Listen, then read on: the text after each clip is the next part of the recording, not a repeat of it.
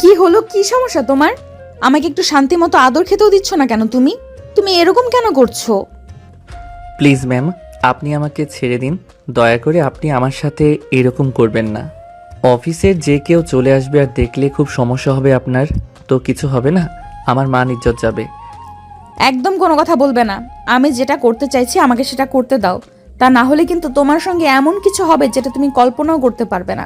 Madam দেখুন, আপনারা অনেক বড় লোক আর আমি খুবই সাধারণ একজন মানুষ। আমার খুব ভয় করছে। প্লিজ ম্যাডাম, আপনি আমার সঙ্গে এরকমটা করবেন না। ছেড়ে দিন আমাকে। তাছাড়া অফিসের কেউ যদি এই ব্যাপারে জানতে পারে তাহলে আমার চাকরিটা চলে যাবে, আর চাকরিটা চলে গেলে আমাকে খুব সমস্যায় পড়তে হবে। আমার বাবা এই অফিসের এমডি। অফিসে কি হবে না হবে সেটা আমি বুঝে নেব। তোমাকে চিন্তা করার কথা বলিনি। তুমি শুধু আমাকে কথা দাও, একটা রাত তুমি আমাকে সময় দেবে। তোমাকে সারা জীবনের জন্য না পেলেও কিছুটা সময়ের জন্য হলেও আমি কাছে পেতে চাই। ম্যাডাম, আমি বুঝতে পারছি না আপনার মাথায় সমস্যা আছে নাকি অন্য কিছু। আপনি এই অফিসের এমডি সাহেবের একমাত্র আদরের রাজকন্যা, আর কোথায় আমি ওনার অফিসে চাকরি করা সামান্য একজন এমপ্লয়ি। আপনি প্লিজ আমাকে ছেড়ে দিন। আমি জানি কোথায় তুমি আর কোথায় আমি, তাই তো তোমাকে ভালোবাসি। বড়লোকের বিগড়ে যাওয়া ছেলে আমার পছন্দ নয়। আমি তোমার মতো গরিব সাধারণ একটা ছেলেকে নিজের লাইফে জড়াতে চাই, যে আমাকে অসম্ভব রকম ভালোবাসবে আর আমাকে খুব কেয়ার করবে। দেখুন ম্যাডাম, আপনার খামখেয়ালি পোনা পরিপূর্ণ করার জন্য পৃথিবীতে অনেক ছেলে মানুষ রয়েছে, কিন্তু আপনি আমাকে ছেড়ে দিন। আমি আপনার এই প্রস্তাব মেনে নিতে পারবো না, কারণ আমি আমার ফ্যামিলির একমাত্র উপার্জনক্ষম ব্যক্তি। আমি আমার নিজের জন্য ফ্যামিলিকে কোনো কষ্ট দিতে চাই না। আমি তো তোমার ফ্যামিলিকে কষ্ট দেওয়ার কথা কোনোদিন বলিনি, আর বলবোও না, কারণ আমি জানি একটা বাবা মায়ের কাছে তার সন্তান কেমন হয়। তাই আমি সে ব্যাপারে কখনো তোমাকে বলবো না। কিন্তু আমি তোমায় ভালোবাসি, তোমাকে কাছে পেতে চাই। এভাবেই কথা কাটাকাটি করছিল নেহা আর নীল।